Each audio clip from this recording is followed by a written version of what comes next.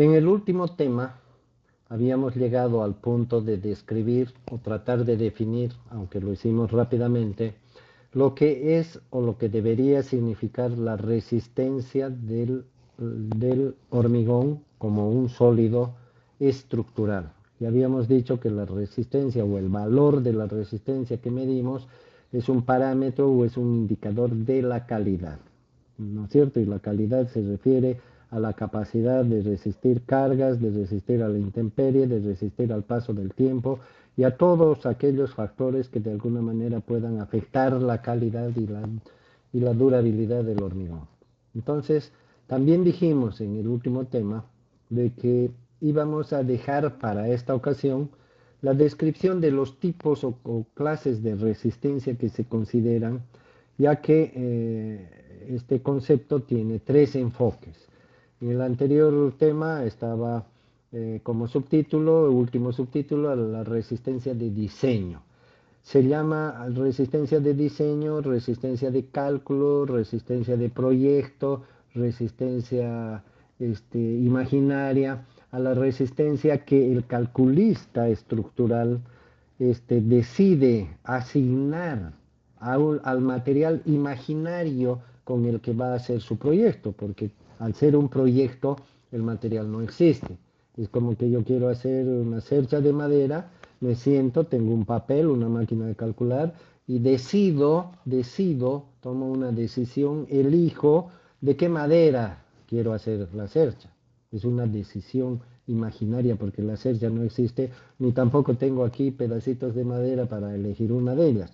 Simplemente decido por tradición, por información, por conocimiento o porque ya está definido por el propietario del proyecto.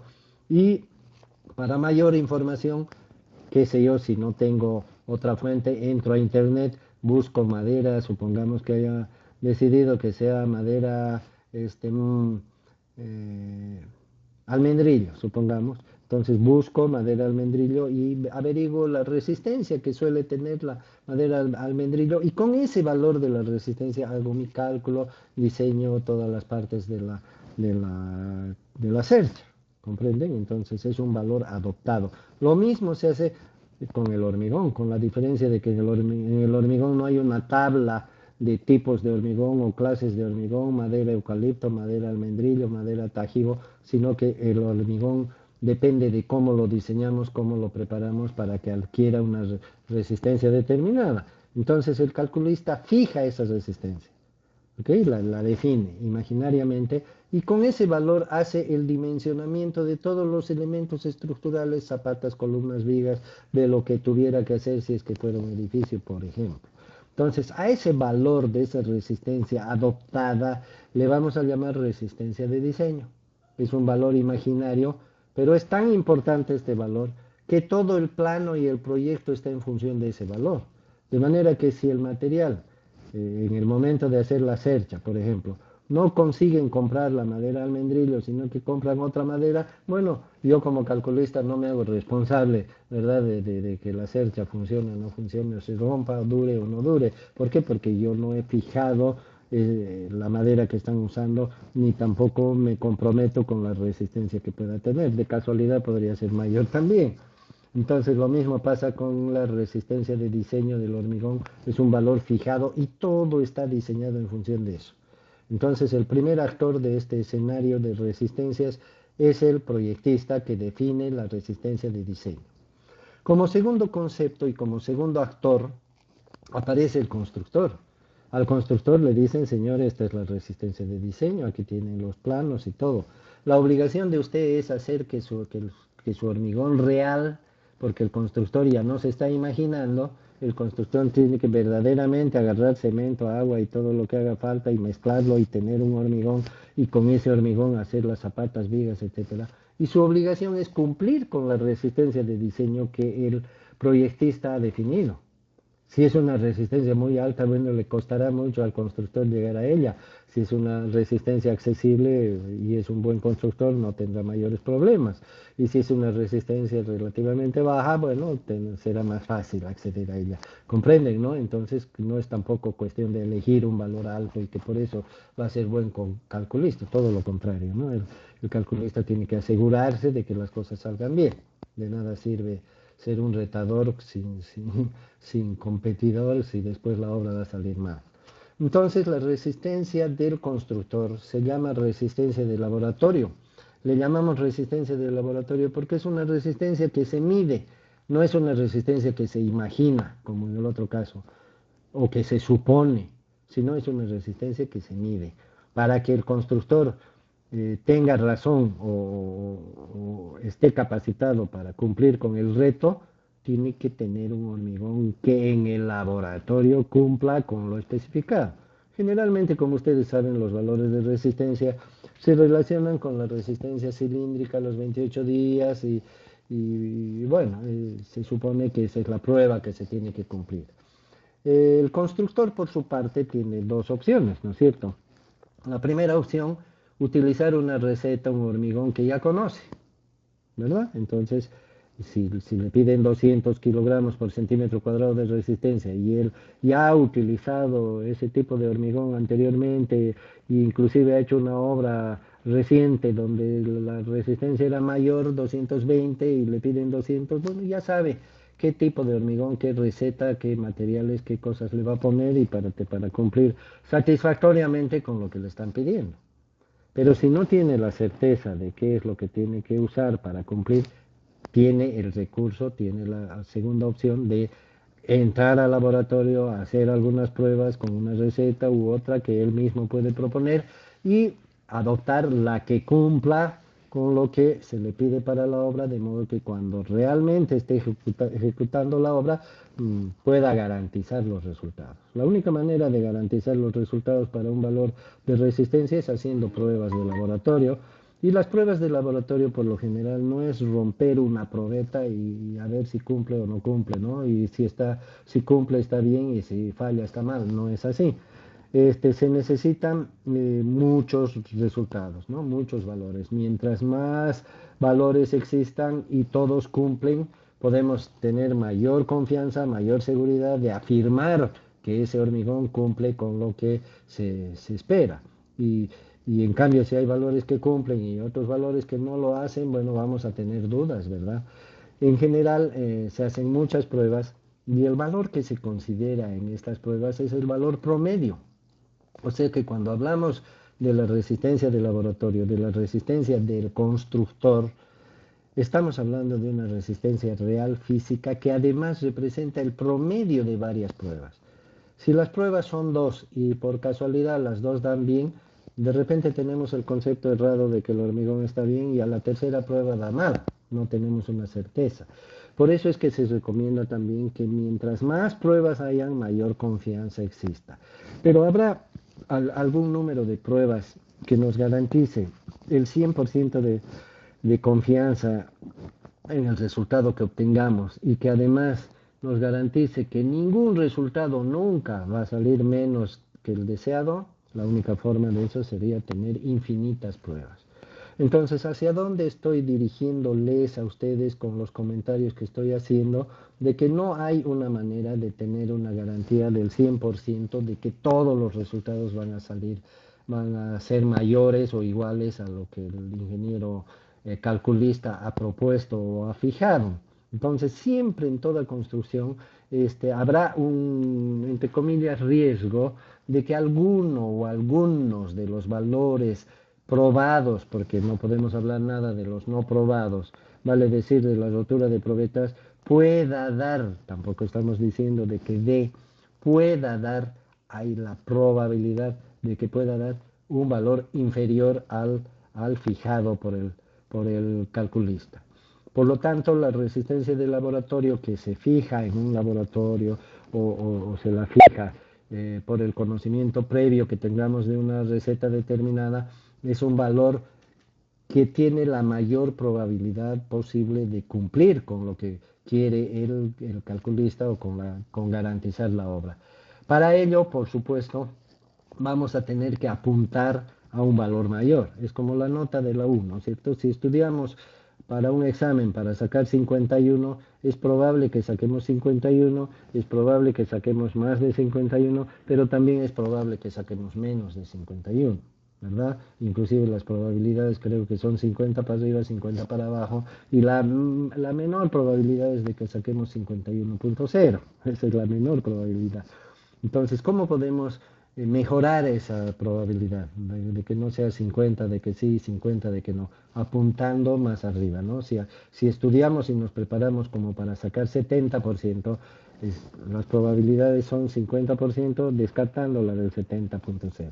Las probabilidades son 50% de que sea mayor, 50% de que sea menor, pero de ese 50% de que sea menor tenemos una bastante probabilidad de que sea mayor de 50, que eso es lo que queremos. Entonces, en la práctica, en las obras también, los constructores, para tener mayores probabilidades de éxito, tendrían que apuntar lo más arriba posible. Pero ¿qué pasa cuando apuntamos lo más arriba posible a que nuestra resistencia deseada sea 200, pero nosotros apuntamos a 400? ¿Qué está pasando? Estamos utilizando un material mucho más caro, ¿verdad? Uno que estamos apuntando al doble de la resistencia para cumplir con la mitad. Entonces esas son realidades y además la estadística nos maneja este tipo de evidencias, porque son evidencias, de modo que para no caer en el riesgo de fallar, pero tampoco en la exageración de apuntar a lo muy difícil o muy caro, en la práctica se aplica esta formulita que estoy indicando, ¿sí? La resistencia del laboratorio deberá ser mayor o igual a este paréntesis, a estos corchetes, que dice dentro de ellos la resistencia de cálculo dividida entre 1 menos K por B.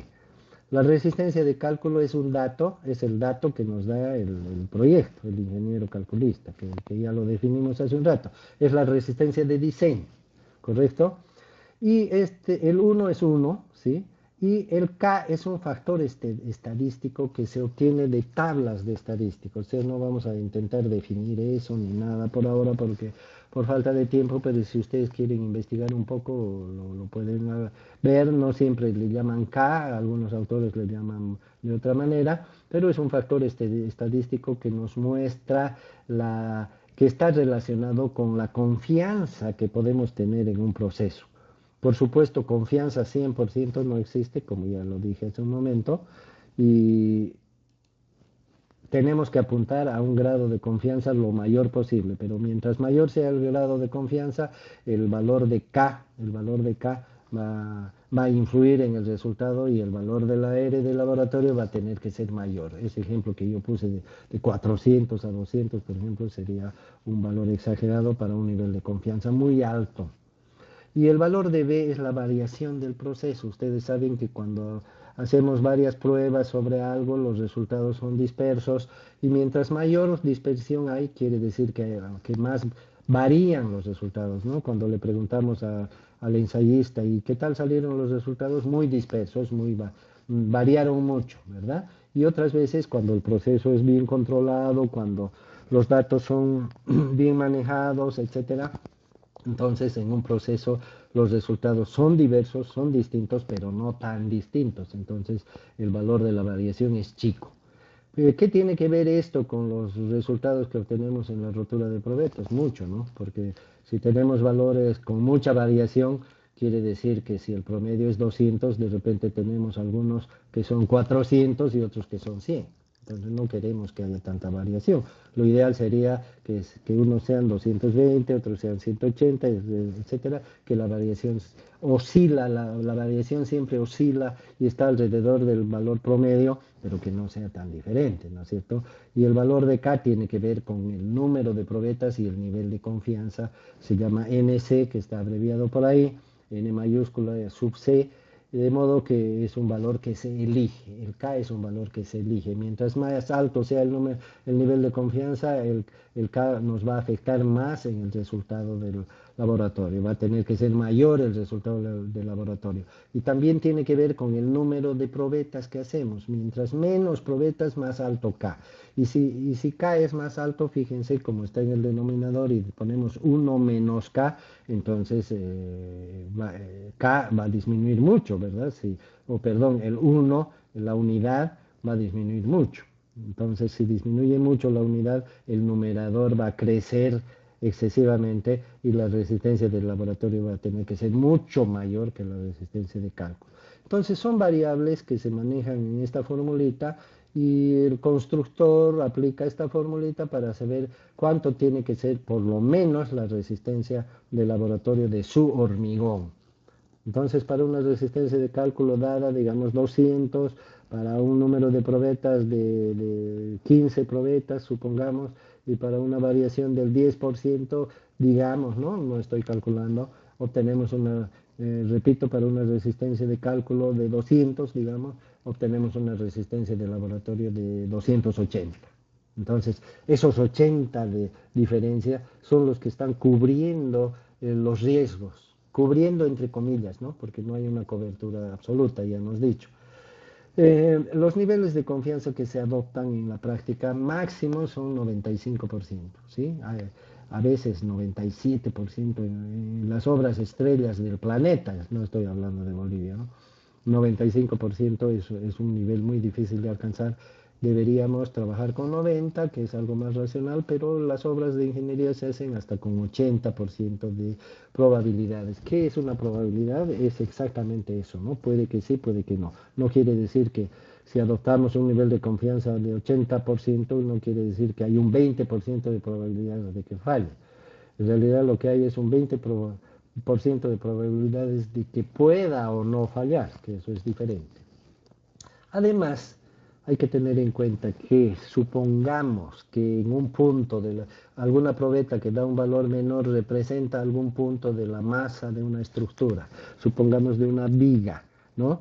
Las probabilidades de que ese punto débil que estamos diciendo que está en rojo, ese punto débil esté en un punto crítico donde la resistencia tiene que ser la máxima porque las cargas van a ser las mayores y van a coincidir todas las cosas como para que la estructura se rompa porque ese punto era más débil, las probabilidades son menores todavía que las que estamos hablando solamente con números estadísticos, ¿no? Sino que las probabilidades de que todo se junte en contra exactamente ahí, las probabilidades son menores todavía. Entonces, cuando hablamos de un nivel de confianza de 80, ese 20% de probabilidades también de que pueda pasar algo se reduce grandemente, ¿no?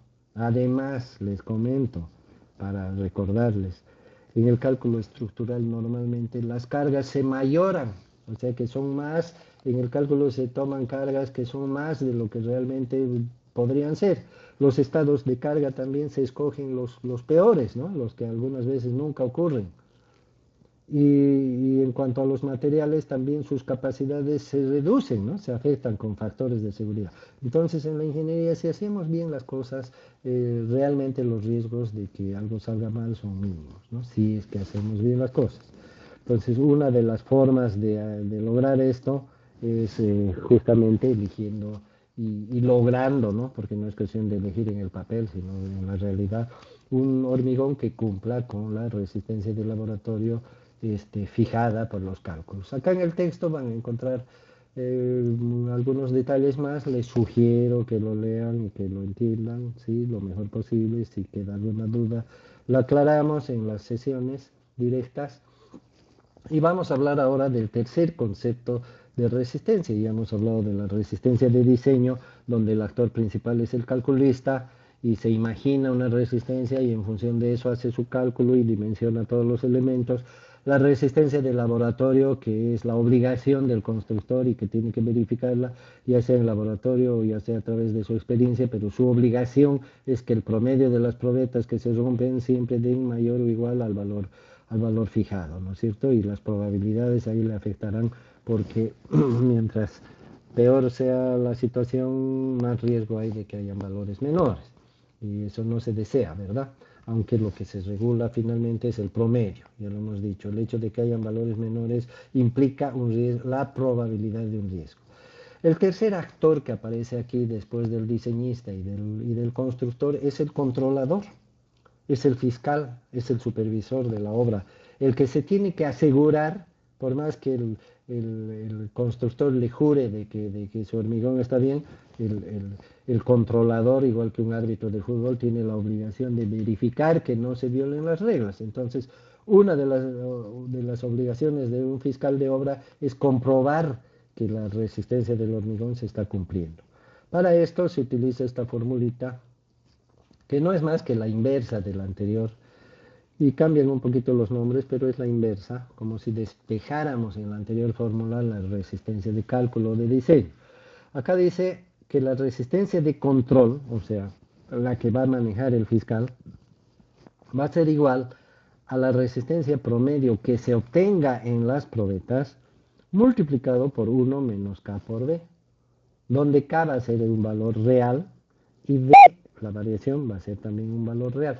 ¿Qué queremos decir con valor real? Queremos decir que son los valores que se van a obtener en las pruebas de control y no otros.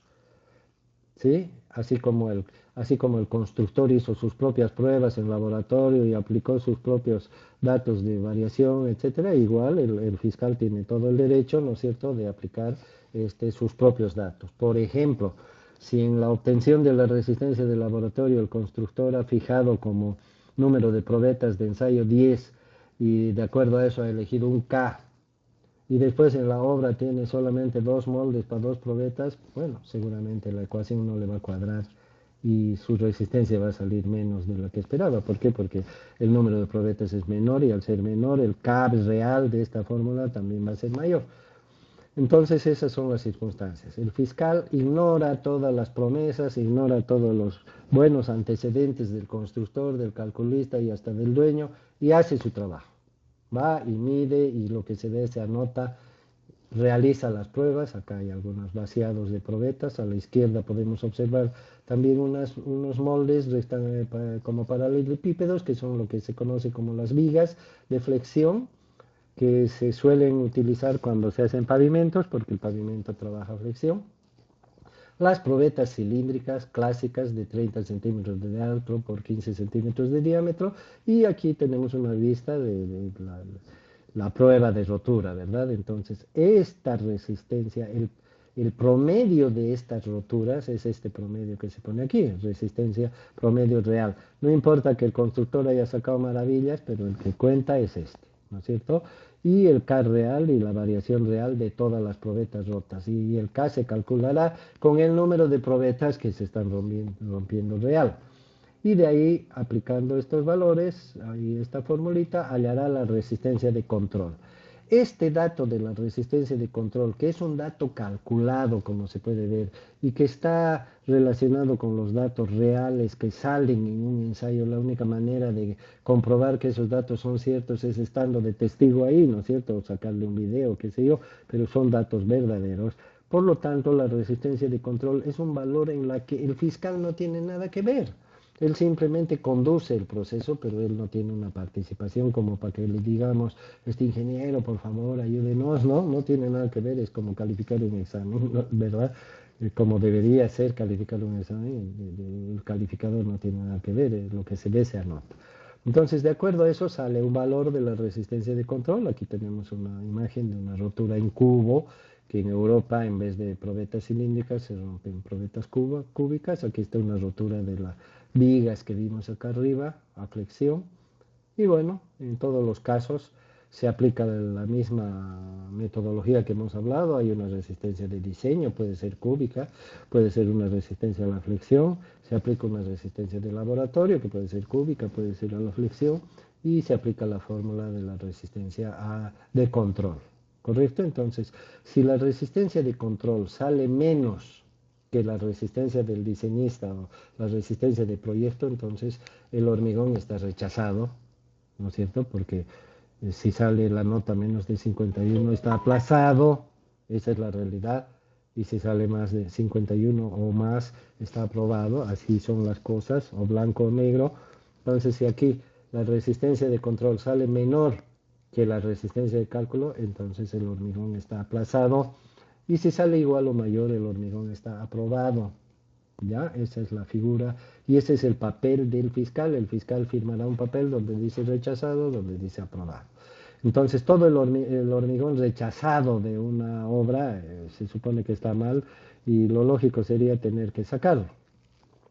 Vamos a hablar un poquito de los lotes de control. ¿A qué se llama lote de control? Se llama al hormigón que se verifica. Porque como comprenderán, en un edificio, por ejemplo, no podemos tener una probeta de cada punto del edificio. Tenemos que aceptar que unas cuantas probetas, mientras más mejor, representan a todo el edificio. Pero tampoco todo el edificio se construye de un solo saque, se construye por partes. Entonces se le llama lote a aquella parte que hacemos un control, a la parte o al pedazo o al volumen de hormigón que hacemos un control. Entonces cuando se produce un rechazo, por ejemplo, se rechaza el lote, ¿no? No se rechaza toda la obra, se rechaza el lote.